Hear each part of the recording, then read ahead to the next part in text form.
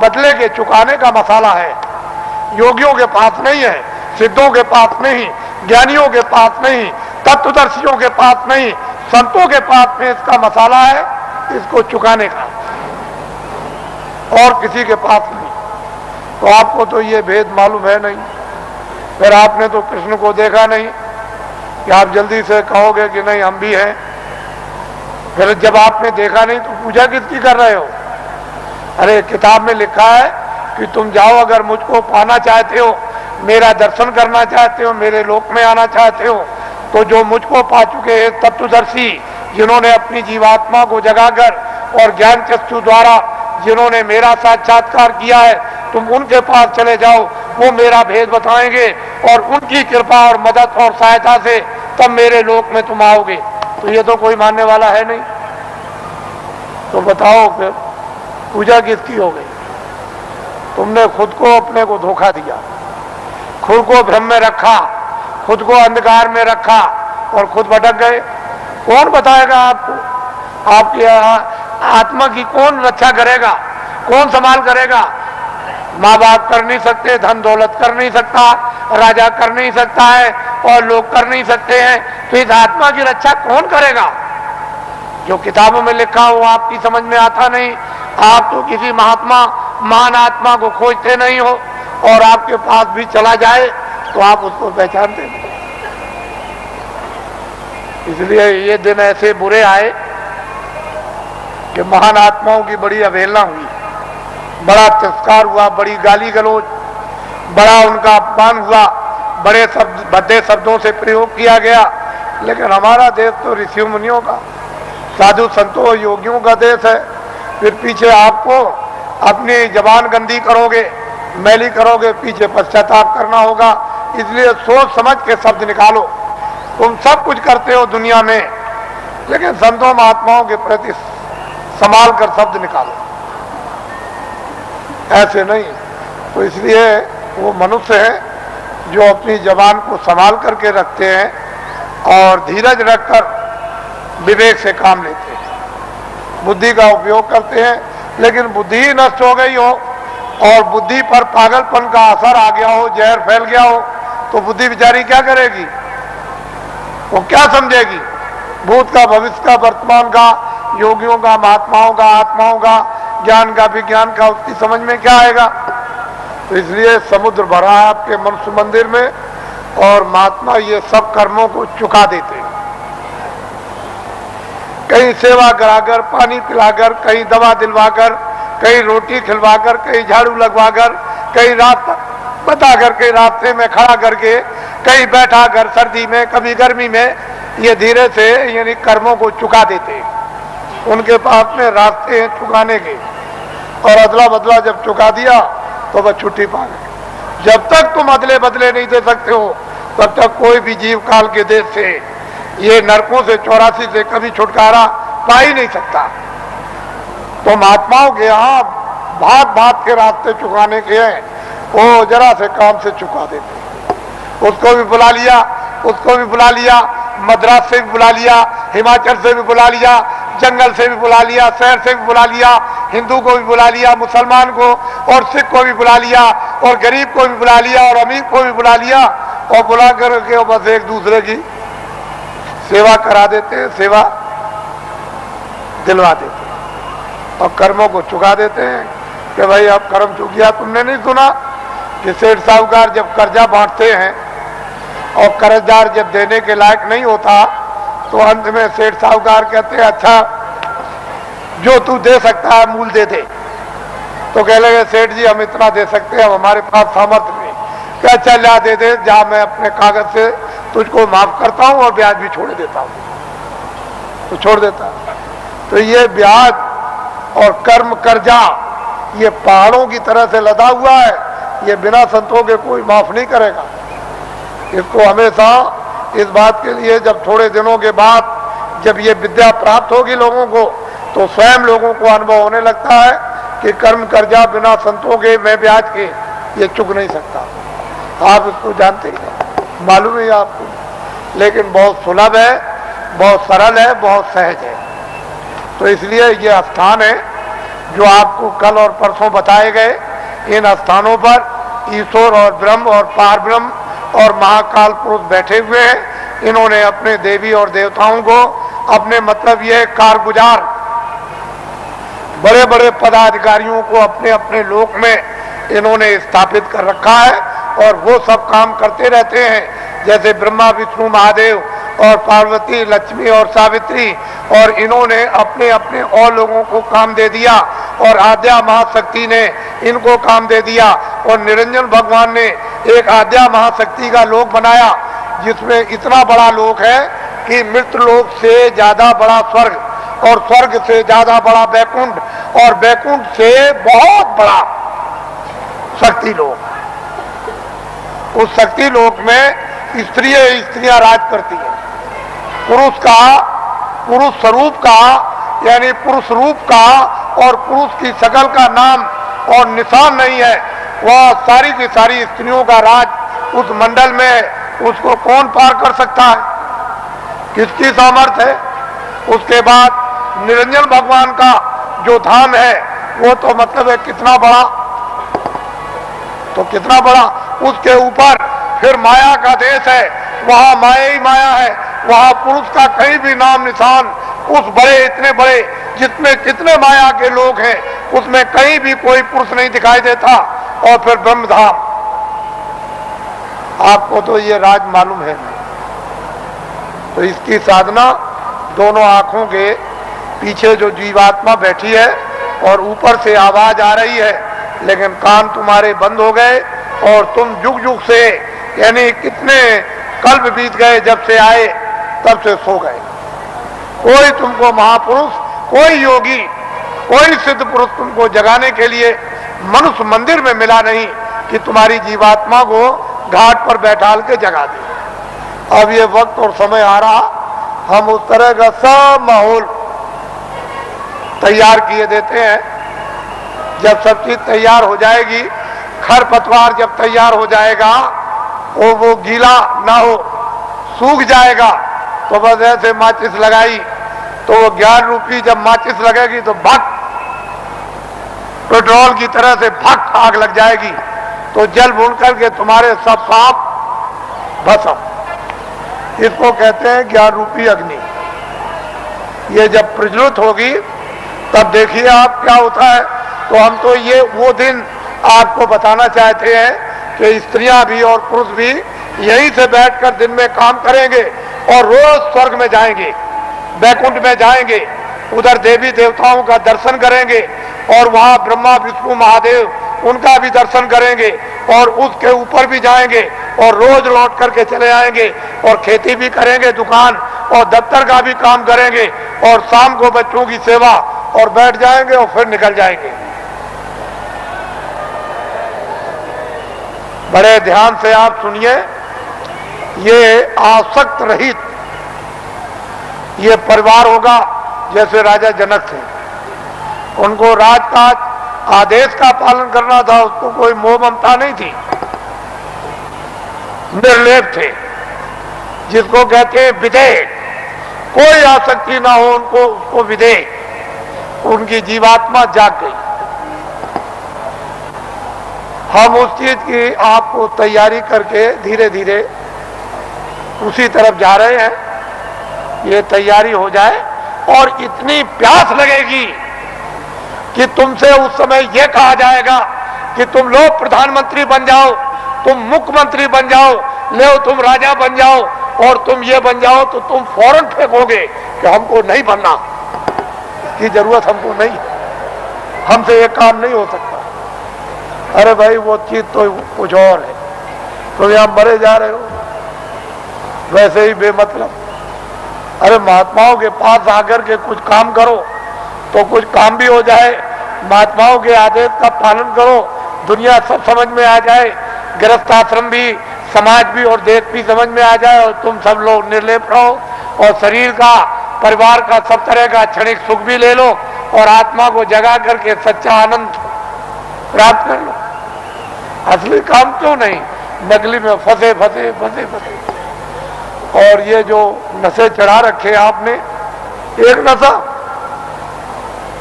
कितने नशे तुमने चढ़ा रखे, और नशों को जो आपने चढ़ा रखा है तो किस तरह से तुम बदहोश हो, होश ही नहीं, कुछ होश नहीं है। तो इसलिए आप थोड़ा सा समझ से काम लो, बुद्धि से, और जाग करके संदेश सुनो, सो करके मत सुनो। वही मनुष्य है जो जाग करके सुनता और फिर वो अमल करता है। जैसे वस्त्र पहन लिया तो ठंडी दूर हो जाएगी, गर्मी दूर हो जाएगी, बरसात की हवा नहीं लगेगी, लेकिन जब तुम उस वस्त्र का अमल ही नहीं करोगे, वस्त्र पहनोगे नहीं, शील क्षमा संतोष विरय विवेक ये एक वस्त्र है जो पहन लिया जाता है, तो काम क्रोध लोभ मोह अहंकार पता नहीं किधर चले गए। अभी आपने इसका वस्त्र पहना तो आपको क्या मालूम होगा कि वस्त्र कपड़ा कैसा होता है। तो आप लोग आज, क्योंकि बहुत से लोग सुबह भी आ गए, रात को भी नामदान तो कल हुआ था, यह नामदान सर्वोपरि दान है। इसको ऐसा मत समझिए, वक्त और समय आएगा तो लोग बहुत भटकेंगे इसके लिए। जो आज इसकी अवहेलना तिरस्कार करेगा उसको 200-200 मील 400-400 मील 500-500 मील दौड़ करके जाना पड़ेगा। ये अभी से मेरी बातों को याद रखिए। ये नामदान सर्वोपरि दान है और ये आत्मा के धन का दान है, आत्मा के ज्ञान का, आत्मा की सिद्धि का और आत्मा की शक्ति का और आत्मा के अमृत का ये सच्चा दान है। ये बाहर का वो छाया का दान नहीं है। इसलिए वो मंत्र नहीं है जो गुरु मंत्र, ये गुरु दीक्षा नहीं है, ये आत्म मंत्र है, आत्म दीक्षा है, इसलिए इसको नामदान कहते हैं। आप लोग इसको सम्मान से ले लो और ये सबके काम आएगा। हिंदू मुसलमान सिख ईसाइयों के छोटे बड़े बच्चे और बच्चियों के ये अमूलक वस्तु है, ये हीरे जवाहरात से नहीं मिलेगी। चाहे जितना भी दुनिया में बांटो, जब उस प्रभु की कृपा हो जाएगी उन महात्माओं पर तभी वर्षा होगी। इसके पहले कुछ छेड़ने वाला नहीं, पत्ता नहीं हिलेगा। लेकिन जो दया उनकी हो गई कि इन आत्माओं को अवसर दे दो, इनको मौका दे दो, इन पर वर्षा कर दो और ये बीज डाल दो, जब वो ऋतु और समय आएगा तो जम जाएगा। महात्मा फकीरों की मेहनत व्यर्थ नहीं जाती। तो मैं आदेश का पालन कर रहा हूं और ये सर्वोपरि आत्मदान आपको दे रहा हूं, उसको आप सम्मान से ले लो। और 2 मिनट 4 मिनट 5 मिनट 1 मिनट आधे मिनट मनुष्य दरवाजे पर, मनुष्य आत्म दरवाजे पर बैठकर आप जिस तरह से बताया जाए उस तरह से आप भजन करो। यहीं पर अगर दरवाजे पर बैठ करके आपने भजन कर लिया तो रिद्धियों सिद्धियों का सबका भंडार उदय हो जाएगा। यहीं से सब चीजें मिलने लगेंगी। लेकिन दरवाजा नहीं मिला और वहां बैठ करके भजन नहीं किया तो कुछ मिलने वाला नहीं है। वैसे ही खाली आए हो, अज्ञान में आए और अंधकार में आए, रोते हुए आए। जब जाने का समय होगा तो ज्ञान रखवा लेगा, देखना रखवा लेगा, सुनना और बोलना रखवा लेगा और एक पीछे से ठोकर मारकर रवाना कर देगा। इसलिए आप लोग संभल करके रहो। हम तो कोई जय गुरुदेव है नहीं। इस किराए के मकान का नाम आपका ही रखा हुआ, जो रखवाया होगा उस समय के पंडितों से, यह नाम तुलसीदास है। और जय गुरुदेव नाम उस परमात्मा का, ईश्वर का, भगवान का, उस सर्वशक्तिमान, उस ब्रह्म का, उस अल्लाह ताला यानी खुदा और गाड का नाम। ये किसी इंसान आदमी का नाम नहीं। तो जो नाम मैं भगवान का बोलूंगा सब लोग एक साथ बोलेंगे, आगे पीछे नहीं। जो नाम बोलता जाऊं सब लोग उच्चारण करना, जिससे हमको मालूम हो कि आप शुद्ध नाम का उच्चारण कर रहे हो। जब मैं बोल बंद हो जाऊं तो आप भी बंद हो जाना। बोलो जय गुरुदेव। और ये आत्माओं का गोपनीय यानी रूहों का गो, ये छुपा हुआ राज, ये खजाना है।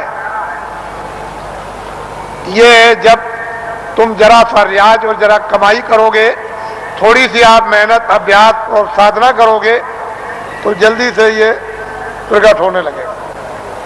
लेकिन तुम ऐसे ही बैठे रह गए तो घर का भी कोई काम नहीं होता। और वैसे घर में भी कोई आपको नहीं पूछेगा, अरे भाई काम प्यारा चांद थोड़ी प्यारा है। अरे भजन करोगे तब तो तुम प्यारे बनोगे, तब तो तुम्हारी जीवात्मा इस अंधकार से, इस जड़ता से निकलेगी। लेकिन भजन नहीं करोगे तो कौन किसको प्यारा? पति स्त्री को जवाब देता है, स्त्री पति को जवाब देती है, माँ बाप बच्चे को जवाब देते हैं, चाम नहीं प्यारा, काम प्यारा। अरे बातें प्यारी नहीं है, साधना और भजन और प्यारा है। तो इसलिए थोड़ा तुम भी मेहनत करो, हम भी करो, दोनों की मेहनत से ये हो जाएगा, काम पूरा हो जाएगा। आज गुरु महाराज का ये उनका पुण्य, जो संकल्प यहाँ छोड़ गए हैं, जो आशीर्वाद और आदेश जो दे गए हैं, ये सब उनकी चीज है। हमारे पास कुछ उन्हीं का आशीर्वाद, उनकी दी हुई ये दौलत है। और उन्होंने आदेश दिया है कि इस तरह का जब समय आएगा तो बांट देना, वो आपको मिलेगी। उनकी ये स्मृति है, यादगार, कि ये खजाना महापुरुषों ने बांटने के लिए दिया है। ये उनकी यादगार और वो सब चीजें ताजी। गुरु महाराज बड़े सादे थे, बड़े सीधे थे, बहुत सादगी थी, बड़े सीधे थे, बड़े भोले थे, लेकिन जानते सब कुछ थे। कोई चीज उनसे छुपी नहीं, सब कुछ जानते थे। और उन्होंने ये संकल्प, तो उनका ये संकल्प है कि जीवों को बहुत लाभ होगा, रूहानियत का, आध्यात्मिकता का। आगे सब लोग तैयारी करो, भंडार खुलेगा और सब लोग उस भंडार में प्रवेश होंगे और असली खजाने की लूट होगी। लोग लूटेंगे अपनी अपने दामन, अपनी अपनी झोली, नेत्रों की झोली, नेत्रों का दामन, दिव्य नेत्र की झोली और दिव्य नेत्र का दामन फैलाकर, और माल की, अद्भुत माल की, दैविक माल की, वो खजाने की यानी लुटाई होगी। और हीरे जवाहरात ये उस लुटाई के सामने कुछ नहीं है। वो चेतन हीरे, वो अमृत के हीरे ऐसे बरसेंगे जिसको ये सब के सब इस मनुष्य रूपी मंदिर में अपनी आंखों से वो लुटाई होगी कि जो वर्णन में नहीं आएगी। आपको क्या मालूम है कि आकाश से क्या वर्षा हो रही है? तुमने अपना दरवाजा ही बंद कर रखा तो वर्षा क्या पता चलेगी? अरे दरवाजा तो खोलो, मुंह तो खोलो, तब वर्षा मालूम हो कि कैसी वर्षा हो रही है अखंड। महात्माओं ने जो कुछ भी वर्णन किया है वो कटु सत्य है, उसमें जरा सा भी कोई गुंजाइश नहीं। तो ये उनकी पुण्यतिथि है और उन्हीं के संकल्प का ये आपको प्रसाद। वो तो देने का एक आधार तो चाहिए, तो कोई आधार आपको, जो आधार है वो आपको दिया जाता है कि इसको आप संभाल करके ले जाएंगे। हो सकता है कि साल भर आपको अवसर न मिले, तो इसको आप प्रसाद को संभाल करके रखेंगे और जरूरत पड़ने पर आप इससे काम लेंगे। अपनी व्याधियों में, परेशानियों में कभी कभी ऐसा भी होता है कि हे मालिक, हमको कुछ नहीं चाहिए, जितने दुख हमारे कर्मों के हों वो जल्दी से जल्दी हमको दे दीजिए, लेकिन प्रार्थना यह है कि बर्दाश्त जरूर दीजिएगा, पर हमको आत्मधन लुटा दीजिए। तो इसलिए भी आत्मधन की लूट के लिए भी प्रसाद खाते हैं। ये तो मुख्य चीज है, लेकिन कभी कभी तरह तरह के कष्ट तरह तरह की परेशानियां, तरह तरह की हैरानियां परिवार में, बीमारियां परिवार में, बच्चों में और बच्चियों में, पत्नी में और पति में, भाइयों में, माँ में, पिता में, अड़ोसी में, पड़ोसी में, जात में, बिरदारी में, समाज में, दफ्तरों में और राज में और इसमें और उसमें, ये तरह तरह की जो बीमारियां, जो रोग लग गए हैं, उनके लिए भी लाभदायक। लेकिन यह है कि अनुचित उपयोग करोगे तो लाभ नहीं होगा, उचित उपयोग करोगे तो लाभ हो जाएगा। अनुचित क्या उपयोग है कि मैं ये प्रसाद खाता हूं, आज मैं रात को डकैती डालूंगा, मुझे 1 लाख रुपया मिलना चाहिए, ये अनुचित, इससे लाभ नहीं होगा। तुम इसको खा करके डकैती डालोगे, चोरी करोगे, मौके पे पकड़े जाओगे और फिर कर्मचारी अधिकारी पकड़ेंगे तो वो डंडे मारेंगे, कचहरी पहुंचा देंगे, तुम्हारी सजा हो जाएगी। तो अनुचित प्रसाद का उपयोग मत करो, उचित करो। और मेरी चोरी छूट जाए, मेरी डकैती छूट जाए, झूठ छूट जाए, छल कपट छूट जाए, बदमाशी छूट जाए और मुझसे ये छूट जाए और ये बुराई छूट जाए और मुझ में अच्छाई आ जाए, और जब उचित उपयोग करोगे कि मेरी बीमारी चली जाए या मुझे बीमारी में आराम हो जाए, तो इसमें लाभकारी होगा, फायदा। ये इसलिए बातें आपको बताए देता हूं कि आप श्रद्धा से, आस्था से आपने रात को तपस्या की है ठंडी में। हम भी देख रहे हैं, हम कोई ऐसा थोड़ी है कि नहीं। आपको क्या मालूम कि रात को मैं कैसे घूम रहा था, किसी को नहीं पता कि मैं कैसे निकल के, किसी ने नहीं पहचान पाया, कोई भी सड़क पर पहचानने वाला नहीं मिला। तो आपको तो ये जानना चाहिए कि मतलब ये है कि मैं देखता हूँ, ऐसा थोड़ी है कि मतलब मैं अंदर घुस गया तो मैं देखूं और समझूं नहीं उसको। तो ये सब मैं देखता हूँ कि आप अंगों से तपस्या कर रहे हो और तपस्या का फल आपको मिलेगा। ठीक है, आपने शरीर से गुनाह किए हैं, बुरे काम किए, पाप किए हैं, आपने, ये ठीक है कि आपके ऊपर जमा है, लेकिन तपस्या अपनी जगह। वो तो धीरे धीरे धीरे धीरे जिसका ढेर ज्यादा हो जाएगा और फिर एक दूसरे में मिलने लगेगा, तो मिलकर के एक दूसरा अच्छा और खराब खून शोधन करके और खराबी को निकाल देता। वो तो अपने तरीका है। लेकिन यह है कि तपस्या तो तपस्या ही है। तो आपको मैं और कुछ नहीं कहूँगा, क्योंकि ये गुरु महाराज की ये विशेष कृपा और दया यादगार दिन है। आज मैं आपके सामने नामदानी देकर इसको समाप्त करूँगा। ये लोग जो अभी प्रसाद ले रहे हैं वो उसी तरह से, यानी प्रसाद को ले लें, अच्छा रहेगा और वो उनके लिए जरूरी है। ठीक है, आप इधर आओगे तो ठीक है, लेकिन वो भी संकल्प ही किया, यानी दया मांगी हुई है। तो जब दया मांगी हुई है और वो एक आपके लिए सुलभ है, तो आप क्यों इधर उधर यानी हाथ पैर पीठ पटकते हो? जो चीज मिल रही उसको तो पहले ले लो, और कुछ मिल जाएगी वो भी ले लेना। अरे भाई, इसके माने ये थोड़ी है कि अगर कोई 10 दे तो 10 भी ले लो, और कोई ये दे दे तो और भी ले लो, कोई एक दवा दे दे तो वो ले लो, और कोई उससे भी अच्छी दे दे उसको भी ले लो। तो ऐसा क्यों कि बस हम नहीं लेंगे?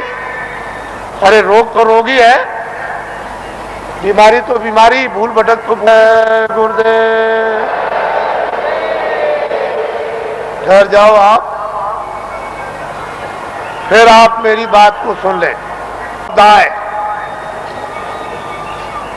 जो इस मैदान में और मैदान के बाहर इतना ही टेंटों में, रावटियों में और इस बाउंड्री के बाहर, ये जो अपनी आंखों से आप देख रहे हो, इस स्थान पर 25 सालों से अगेन सुधी 10वीं को प्रतिवर्ष भंडारा हो रहा। प्रत्येक बरस 25 साल से हो रहा। कितने साल से? इसको आप लोग याद करके रखिए। ये सारी जमीनों के हमारे पास दस्तावेज है। हमने इन जमीनों को उस समय पर खरीदा है जब 150 रुपए एकड़ जमीन हमको यहाँ मिली। इस जमीन की कोई भी पूछ किसी तरह की नहीं थी। 200 रुपए एकड़, 400 रुपए एकड़, 500 रुपए एकड़, यानी 100 डिसमिल का एक एकड़ होता है। तब की हमारी जमीन, यानी हमने इसको 64 में लिया था।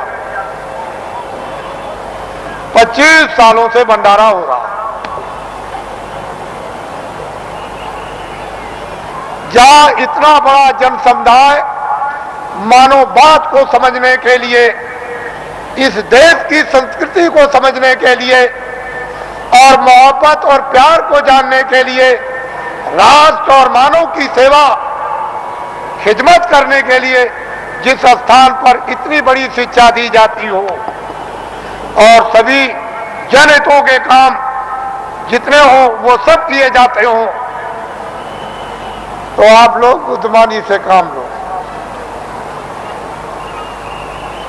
इसमें आप लोग अपनी भावनाओं का सहयोग दो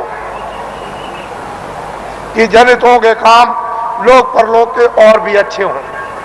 जब आपकी भावनाओं का सहयोग मिलेगा तो मालिक की आप पर भी दया होगी और मालिक की दया का शक्तिपात आप पर भी होगा और बुद्धि जगेगी तो आपको जस मिलेगा, आपकी कीर्ति होगी। और आपको क्या चाहिए? किसी को देश में सात्विक जस, उसकी कीर्ति हो, इससे इस लोक में और कौन सा सौभाग्य प्राप्त होगा? लेकिन 25 सालों से हो रहा। एक स्थान पर मथुरा वृंदावन में किसी भी आश्रम में इतना आदमी नहीं आता।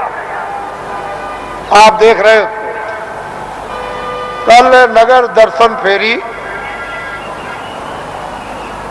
आप सब लोग सभी प्रांतों से आए हुए नगर दर्शन फेरी में पद यात्रा करेंगे, पैदल चलेंगे और जितने भी लोग कतारों से बाहर होंगे, जो सेवादार जो कतारों से बाहर चलेंगे बच्चों की संभाल के लिए, यानी उससे अलग होकर वो तो कुछ है बोल सकते हैं, बाकी जो बीच में सबके सब चलेंगे वो सारा का सारा यानी नगर दर्शन फेरी के लिए मौन होकर के जाएगा, मौन बोलेगा नहीं। विश्राम घाट तक, यहां से चलकर विश्राम घाट तक, जहां हिंदुस्तान का मथुरा का एक विश्राम घाट स्थान बहुत प्रसिद्ध है, उस घाट तक सारा का सारा नगर दर्शन फेरी के लिए मौन पद यात्रा करेगा। सभी नर नारी जो उसमें होंगे सीधे चलेंगे, जो थोड़े से सेवा करने वालों के अतिरिक्त है, यानी वो लोग बोल सकते हैं, किसी को कुछ समझा सकते हैं, लेकिन आप मौन। हमारे कर्मचारी अधिकारियों की किसी भी व्यवस्था में कोई बाधा नहीं जिससे कि इनका नाम बदनाम ना हो। मौन आप चलेंगे।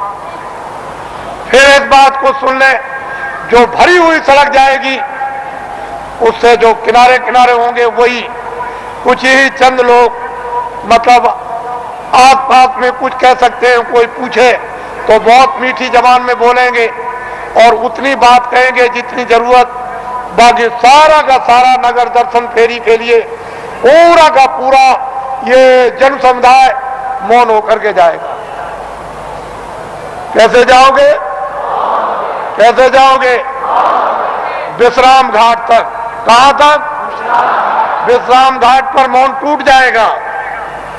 फिर कोई भी कुछ पूछे या विश्राम घाट के आगे निकल जाओ तब भी आपका मौन टूट जाएगा। फिर मौन रखने की जरूरत नहीं है। आगे जैसे ही विश्राम घाट की तरफ जाओ और द्वारकाधीश मंदिर की तरफ बढ़ो, बस अपने मौन को छोड़ दो, लेकिन विश्राम घाट तक आपका मौन रहेगा। वहां जाकर के आपका मौन टूट जाएगा और कोई भी नगर में दर्शन करो, पूछे, कुछ कहो, कुछ पूछो, ये फिर सब कर सकते हैं। और वही आपको छोड़ दिया जाएगा, जिससे कि आप मंदिरों में, या और मतलब यह है कि दर्शन घाटों पर, या और भी मतलब यह है, ये सब अच्छी तरह से दर्शन ये करें, कोई दान, कोई पुण्य, कोई ये, कोई वो, कोई हाथ जोड़े, कोई नमस्कार, ये सब उसी को करो कि ये सब उसी का रूप है। ये जितना भी ये सब छाया है, और इसमें होकर के उसकी तरफ देखो, मालिक की तरफ। सुबह घंटी बजेगी और ये माइक बोलेगा, आप लोग जल्दी जल्दी तैयार होंगे, और 6 बजे बड़ा समुदाय बाहर सड़क पर आ जाएगा, और फिर यहाँ जैसे ही सूरज निकलने को हुआ प्रकाश, बस यहाँ से चल देगा, आगे आगे चलेंगे, और उसके पीछे सब लोग जाएंगे, और हम अपने जो भी हमारे विद्वान हैं, पंडित, पुजारी, ब्राह्मण, वो सब आ जाएं और यहाँ से हमारे साथ चलें, जैसे कि आप ही की मंत्रणा से ये सब नगर दर्शन फेरी में जाएंगे। और मैं ये बताऊंगा कि ये हमारे जो विद्वान, जो धर्म के बड़ी आवाज लगाते हैं, पंडा महाराज जी, ये हमको लिए जा रहे हैं, हम सब लोगों को ये हम बताएंगे वहां, आपको घबराने की क्या बात है। अरे हमको तो, हमको इनको सबको कोई ले जाए, लेकिन सही रास्ते की तरफ तो ले चलो, गलत रास्ते की तरफ तो। बोलो जय